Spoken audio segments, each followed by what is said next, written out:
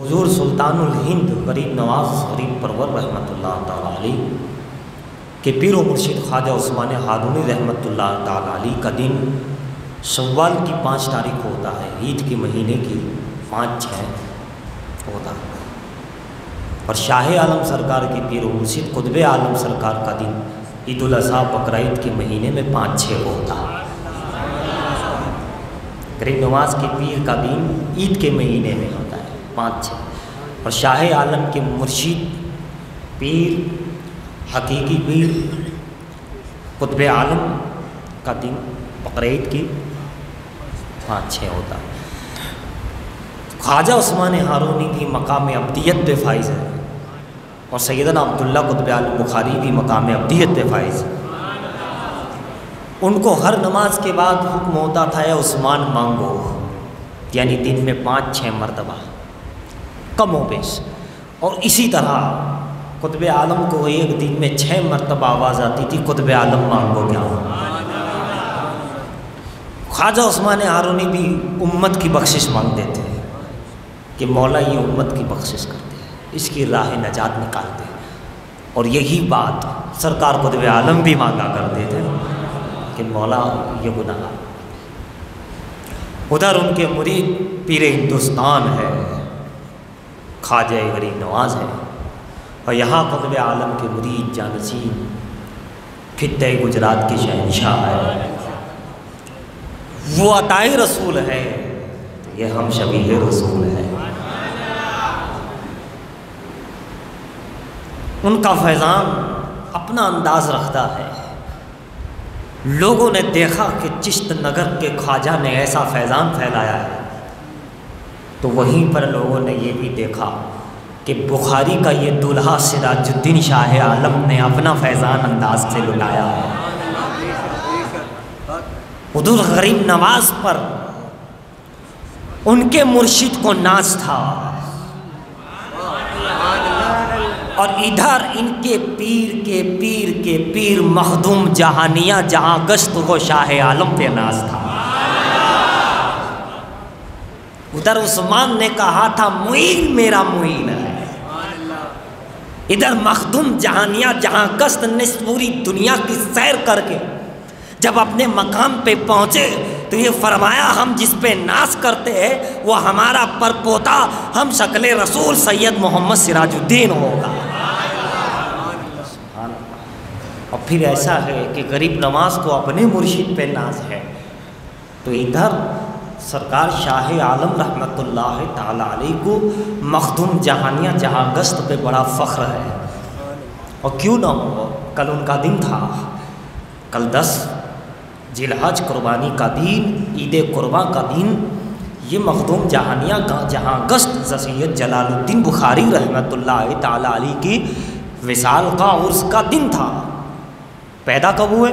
شب برات میں پیدا ہوئے، 14 شعبان کی سب جمعرات کی سب پیدا ہوئے، شب برات میں آئے اور عید الاضحیٰ میں گئے۔ جب پیدا ہوئے تو آپ کے والد نے سید حضرت جمال خردرا رحمۃ اللہ تعالیٰ علیہ بڑے قلندر بڑے مست اللہ والے، ان کے والد ان کی بارگاہ میں لے گئے، تو سید جمال خرد رحمۃ اللہ تعالیٰ علیہ نے دیکھ کر کے فرمایا کہ تمہارے 2 صاحبزادے ہو گئے، ایک تو یہی سید جلال الدین یہ صاحبزادہ، اور ایک دوسرے ہو گئے ناصر الدین راجو کتال رحمۃ اللہ علیہ۔ ان کے والد سے فرمایا، یعنی احمد کبیر بخاری سے، ان کے والد کا نام احمد کبیر بخاری رحمۃ اللہ علیہ، کہ تمہارے یہ 2 صاحبزادے تمہارے خاندان کے اور تمہارے سلسلے کو اور فیضان انوار کو پوری دنیا میں عام کر دے گا۔ اور بھی آپ کے تعلق سے ارشاد فرمایا کہ یہ قطب الاقطاب ہوں گے، یہ تو مخدوم جہانیہ جہاں گشت رحمۃ اللہ علیہ کے تعلق سے فرمایا کیونکہ وہ شب برات تھی، تو برجستہ سید جمال خرد نے فرمایا احمد کبیر، جس طرح آج کی رات ساری راتوں پہ بھاری اور روشن ہے، اسی طرح تیرا یہ لڑکا قطب ولایت میں بھاری اور روشن و منور ہوگا۔ جیسے شب برات سب پر ہے، اسی طرح یہ سید جلال الدین ولایت میں ایک اس طرح مقام رکھے گا۔ اور دنیا نے دیکھا کہ عالم ہی کچھ اور تھا، کیا عالم تھا۔ ہر ولی نے سیر و سیاحت کی ہے، سفر کی ہے، لیکن کچھ ایسے بزرگ اور اس میں خاص کر کے آپ نے اتنی سیاحت کی ہے، اتنی مطلب کہ سفر کیا ہے، اور سفر کرنے کا مقصد یہ تھا کہ وہاں کے بزرگ، وہاں کے مزار سے فیض حاصل کیا جائے، ان سے ملاقات کی جائے، ان کی صحبت میں چلے عبادت و ریاضت کی جائے۔ اتنا کیا کہ ولیوں میں جہاں گشت کا لقب سید جلال الدین ہی کو دیا گیا، اوروں نے بھی کی ہے، ہر ولی نے کی ہے، لیکن سید جلال الدین بخاری نے اتنی کی کہ جہاں گشت کا لقب جو ہے آپ کے لیے خاص جو ہے مانا گیا، اور آپ کا سفر نامہ آپ کا جو ہے بڑا زبردست معاملہ ہے۔ ایک دو بات سنیے صرف۔ آپ فرماتے ہیں، لکھتے ہیں آپ کے اندر سفر نامے میں کہ میں جب حکم ہوا کہ اب تم بیت المقدس کی طرف نکلو تو بیت المقدس کی طرف چل گئے، اور یہ بتایا گیا کہ وہاں تمہیں انبیاء اکرام علیہ السلام کے مزار ہے، ابراہیم خلیل اللہ علیہ السلام کا اور دیگر انبیاء ہے، لہٰذا تمہیں وہیں سے ملاقات ہوگی، وہیں جاؤ۔ آپ وہاں گئے، آپ فرماتے ہیں، لکھتے ہیں جب میں وہاں پہنچا تو کیا دیکھتا ہوں کہ 1,24,000 کم و بیش انبیاء کی روحیں موجود ہیں۔ میں نے وہاں 40 چلے کیے، 40 دن کا ایک عبادت ہوتی ہے، ایک وظیفہ، ایک طریقہ ہوتا ہے، 40 دن کا، ایسے 40 وہاں کیے، اور ہر نبی کی روح سے فیضیاب ہو گئے، ابراہیم سے، اسماعیل سے، ہر ایک سے فیضیاب ہوا۔ عبادت کی، ریاضت کی، چلا یعنی کہ ایک طریقہ ہوتا ہے عبادت کا، اپنا ایک طریقہ ہے، طریقت کے اندر تو طریقہ ہی ہے، اس لیے تو اسے طریقت کہا جاتا ہے۔ طریقت طریقہ ہے، اور وہ طریقہ عبادت و ریاضت ہے۔ مثال کے طور پر شریعت بال ہے اور طریقت جو ہے مانگ ہے۔ شریعت جو ہے مثال کے طور پر، اور مثال اس لیے کہ آپ حقیقت کو لوگ سمجھ جائے، اسی لیے اس کو مثال دی جاتی ہے۔ فرمایا شریعت بال ہے اور طریقت مانگ ہے، تو ایسا ہو سکتا ہے کہ بال ہے اور مانگ نہ نکالی جائے، ٹھیک ہے، لیکن ایسا نہیں ہو سکتا کہ بال ہی نہ ہو اور کوئی مانگ نکالتا پھرے۔ شریعت ہو، طریقت نہ ہو، ایسا ہو سکتا ہے، لیکن شریعت ہی نہ ہو اور صرف طریقت کا دعویٰ کرتا پھرے، ایسا نہیں ہو سکتا۔ سمجھ لے رہے ہو؟ شریعت اور طریقت آج کل لوگ کہتے ہیں نا، نہیں ہم تو وہ والے ہیں، ابھی کوئی بال ہی نہیں ہے تو مانگ کہاں سے نکالے گا؟ کبھی گنجے کو بھی دیکھا ہے؟ یہ تو تھا میرے مرشد اعظم شیخ اعظم شیخ الاسلام، مگر انہی کے فیضان اور قدموں سے تھوڑا سا میں آگے بڑھ کے کہوں، آپ جانتے ہو بال ہے، شریعت ہے، ٹھیک ہے، مہینے میں کتنی بار بنانا پڑتا ہے؟ 2 بار کم سے کم، 4 بار یا 2 بار سیٹ کرانا پڑتا ہے، بالوں کو سیٹ کرانا پڑتا ہے نا، وہاں حجام کی دکان پر جا کر سیٹ کرانا پڑتا ہے مہینے میں 2 بار۔ لیکن مانگ کا کیا مسئلہ ہے؟ صبح اٹھو تو سیٹ کرو، غسل کر کے آؤ تو پھر کنگھی کرو۔ ابے شریعت کو تو مہینے میں 2 بار سنبھالنا ہے، طریقت کو تو ایک دن میں 2 بار سنبھالنا پڑتا ہے۔ طریقت اتنی رام لیلا نہیں ہے، کوئی کھیل کا میدان نہیں ہے کہ لوگ جو آئے لے کر کے چلے گئے، نام روشن کر دیا۔ شریعت سے کہیں زیادہ طریقت میں دیکھ بھال کرنی پڑتی ہے، مانگ کی بڑا خیال کرنا پڑتا ہے۔ ہوا چلی، طوفان آیا، مانگ بگڑ گئی، ہے نا، غسل کر کے باتھ روم سے نکلے، مانگ بگڑ گئی، ٹوپی پہنی، مانگ بگڑ گئی، ہے نا، رومال پہنا، مانگ بگڑ گئی، نیند سے بیدار ہوئے، مانگ بگڑ گئی، ہے نا، پھر اسے کنگھی کرتے رہو۔ طریقت میں ایک ایک لمحے میں یعنی سنبھالنا پڑتا ہے، لیکن لوگ طریقت کو پتہ نہیں کیا آسان راستہ سمجھتے ہیں کہ سیدھا، ارے مخدوم جہانیہ جہاں گس کے ملفوظات، سفر، ان کی سیرت، اولیاء اکرام کی سیرت، ان کی عبادت اور ریاضت و نماز اور قربانی اور استقامت فی الدین یہ قربانی ابراہیم و اسماعیل علیہ السلام کی ہمیں کتنا درس دے رہی ہے. صرف قربانی کا درس نہیں ہے، استقامت فی الدین کا درس اس میں شامل ہے، صبر اس میں شامل ہے، شکر اس میں شامل ہے، ایثار جذبہ اس میں شامل ہے.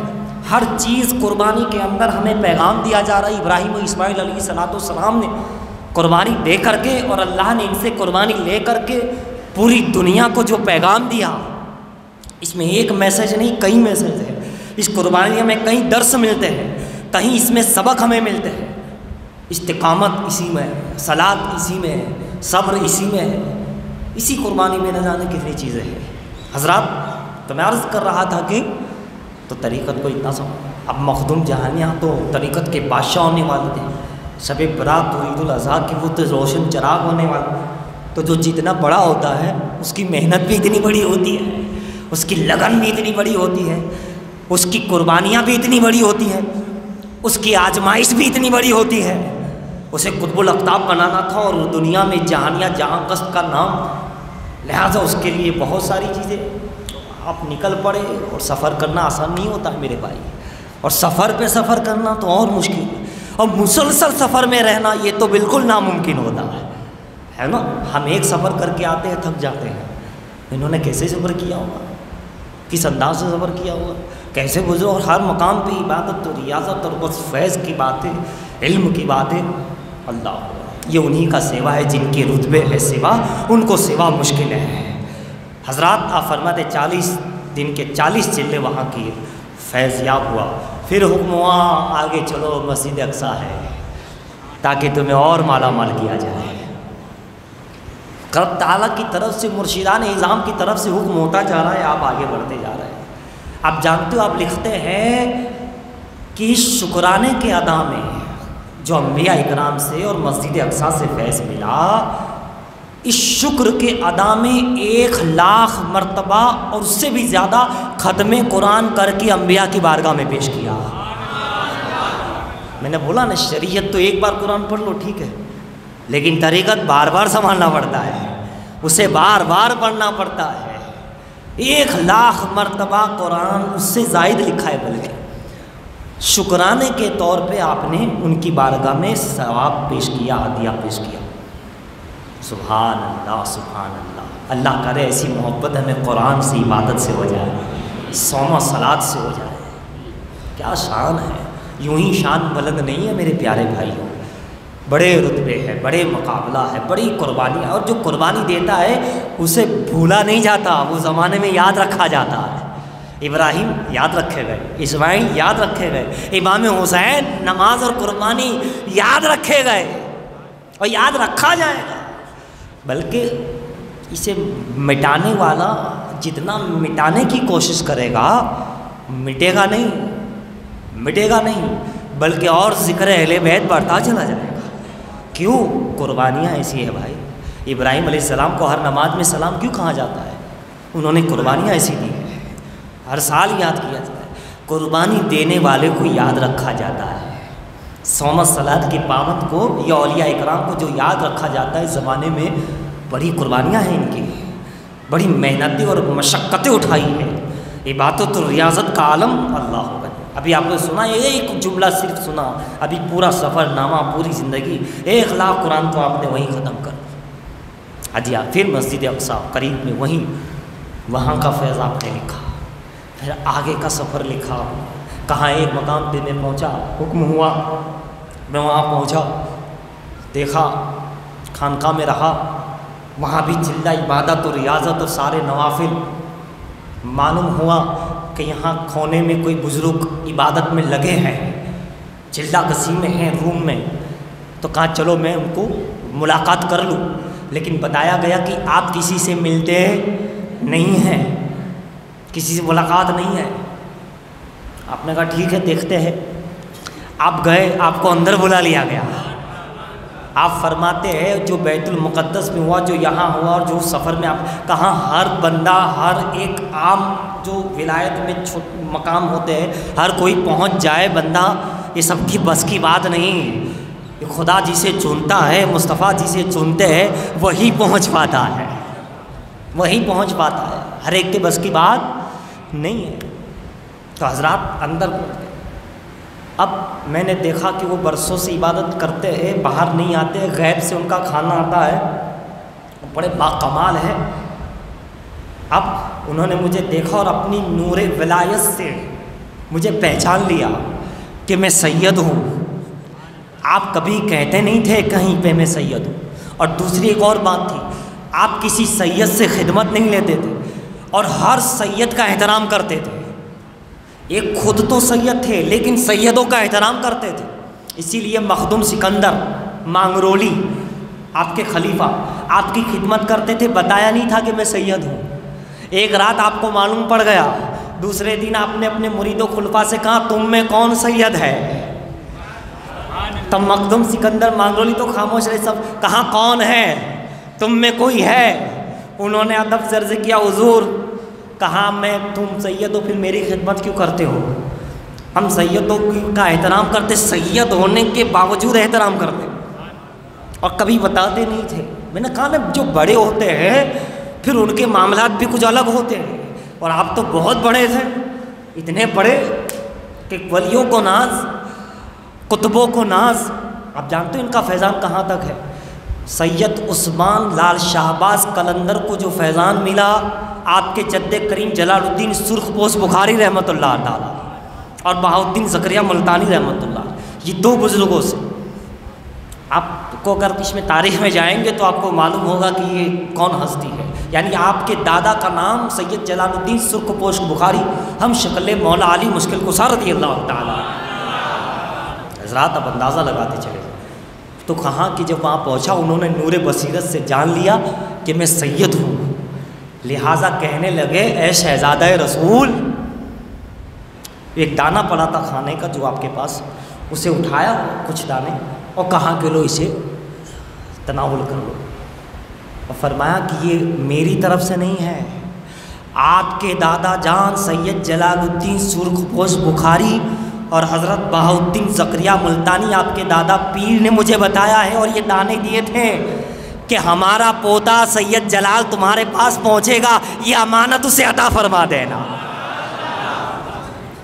سبحان اللہ، جہاں جس کا حصہ ہوتا ہے، کیا انداز ہے۔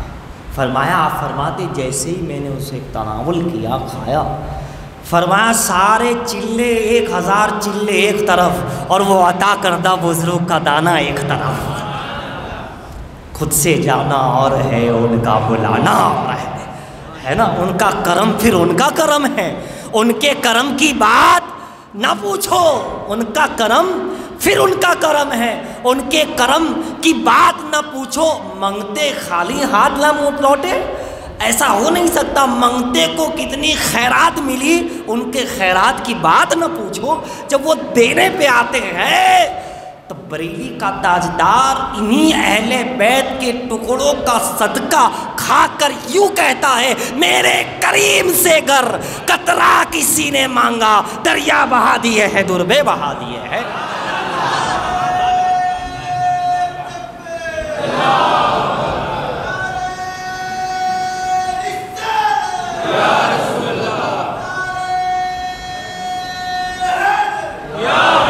یا علی حضرات، یہ فیضان ہے، یہ سلسلہ بسلسلہ ہے، تو کسے فیض ملتا ہے؟ الصلاۃ اور القربانی، الصلاۃ النماز، فصلی لربک وانحر، اسی میں ہے۔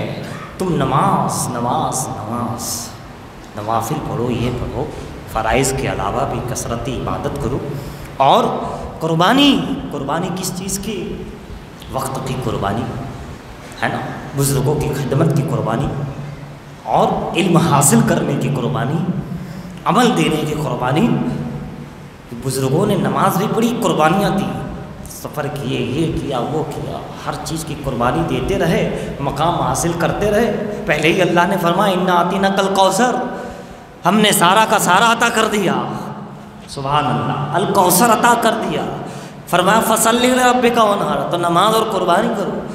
پھر ان شانئک ھو الابتر، پھر انداز یہ ہوگا کہ ابتر تو تمہارے دشمن ہوگے، تم نہیں ہوگے، بے اولاد لا ولد بے نشان تمہارے دشمن ہوگے، تم نہیں ہوں گے، ہم تمہیں اولادیں بھی دیں گے، تمہارا نشان بھی باقی رکھیں گے۔ یہ چھوٹی سی آیت میں، چھوٹی سی صورت میں اللہ نے کتنے خزانے بھر دیے، اللہ اکبر۔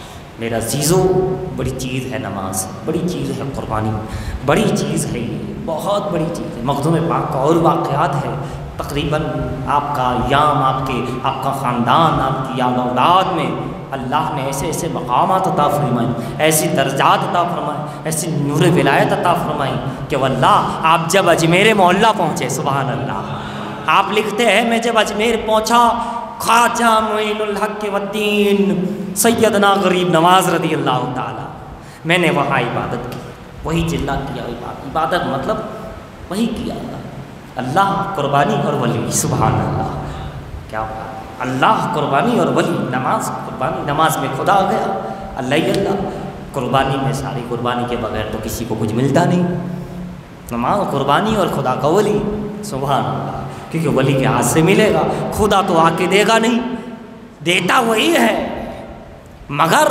ظاہری طور پر کوئی اس کا ہاتھ آ کر کسی کو نہیں دیتا، کوئی وہ چل کر آ کے نہیں دیتا، وہ ان چیزوں سے پاک ہے، دیتا وہی ہے، مگر کیسے کسی بندوں سے دلواتا ہے، اب محبوبین سے دلواتا ہے، کبھی نبی سے دلواتا ہے، کبھی علی سے دلواتا ہے، کبھی حسن سے دلواتا ہے، کبھی امام حسین سے دلواتا ہے، کبھی غوث جیلانی سے دلواتا ہے، کبھی اویس کرنی سے دلواتا ہے، کبھی خواجہ اجمیری سے دلواتا ہے، واللہ یؤتی انا قاسم، قال رسول اللہ صلی اللہ علیہ وسلم، اللہ کے رسول نے فرمایا اللہ مجھے عطا کرتا ہے، میں تقسیم کرتا ہوں۔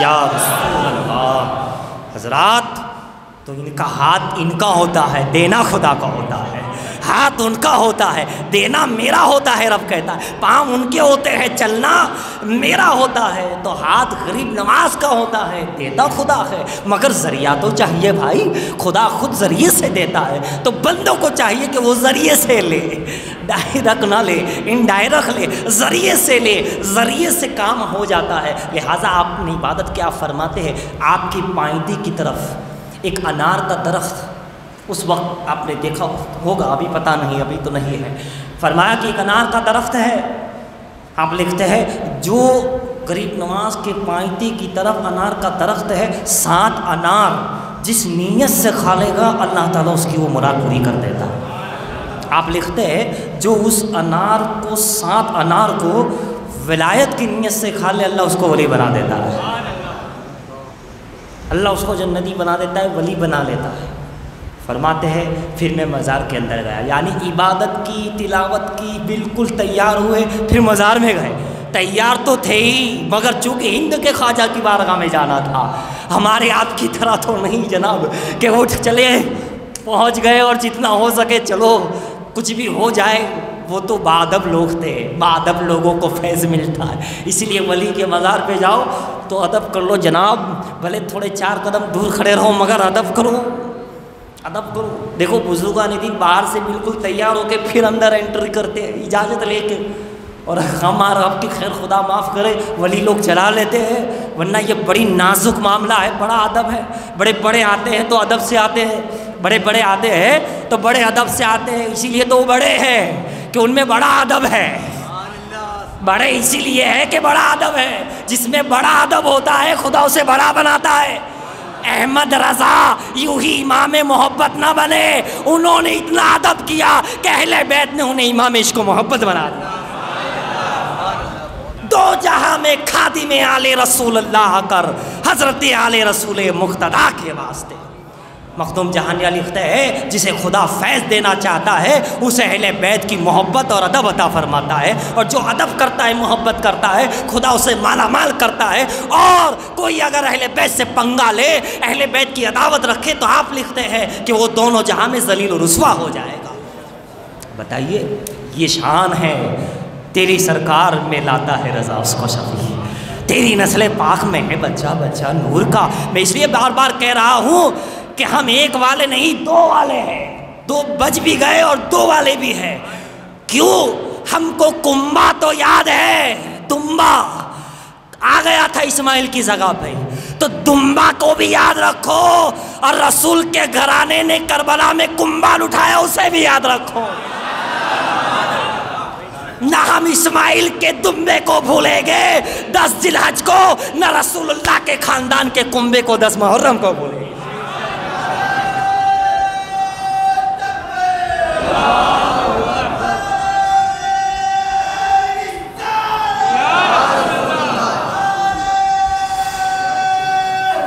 یا انشاءاللہ ہم قربانی بھی یاد رکھیں گے، اسماعیل کو بھی علیہ السلام کو یاد رکھیں گے، نماز بھی پڑھیں گے، اور ذکر حسین کو یاد رکھیں گے، ذکر غوث جیلانی کو۔ ایک ہاتھ میں قرآن اور قربانی کا دامن، تو ایک ہاتھ میں پنجتن اور اہل بیت کا دامن ہے۔ میرے رسول نے 2 ہاتھوں میں 2 دامن دیے ہیں، چونکہ 2 ہاتھ ہیں اس لیے 2 دیے، تاکہ کہیں ایک ہاتھ کہیں گمراہی میں نہ لگ جائے۔ ایک ہاتھ سے تو دامن پکڑا، کہیں دوسرا ہاتھ کوئی شیطان نہ کھینچ جائے، اس لیے فرمایا میں تم میں 2 قیمتی وزنی اعلیٰ سب سے اعلیٰ چیزیں چھوڑ کے جا رہا ہوں۔ 2 ہاتھ ہے، 2 چیزیں بہت اعلیٰ، جس کی کوئی قیمت نہیں، جس کی کوئی مثال نہیں۔ ایک ہے قرآن، جس کی ایک آیت کی کوئی مثال نہیں پیش کر سکتا، اور ایک اہل بیت، جس کے گھرانے کے ایک بچے کی کوئی مثال پیش نہیں کر سکتا۔ تو حضرات فرماتے ہیں پھر میں اندر داخل ہوا غریب نواز سرکار میں، اور سلام عرض کیا، اور سلام عرض کرنے کے ساتھ ساتھ یہ بھی کہا کہ حضور آپ اپنا دست انور باہر نکالیے، تاکہ یہ فقیر یہ دعا گو آپ کے ہاتھ کی دست بوسی کرنا چاہتا ہے۔ سید جلال الدین بخاری نے جیسے ہی عرض کیا فوراً وعلیکم السلام جواب بھی آیا۔ آپ فرماتے اتنا نورانی اتنا روحانی ہاتھ مزار غریب نواز سے نکلا، اور اس دعا گو نے آپ کو دست بوسی ادا کر دی۔ ولی بھی زندہ، اوپر ہے تو بھی زندہ، اندر ہے تو بھی زندہ، ہمارا ولی زندہ، زمین پہ ہو تو زندہ، زمین میں ہو تو زندہ۔ پھر ایک اور جملہ دیتا ہوں، ان دونوں سے جو محبت کرے وہ بھی زندہ۔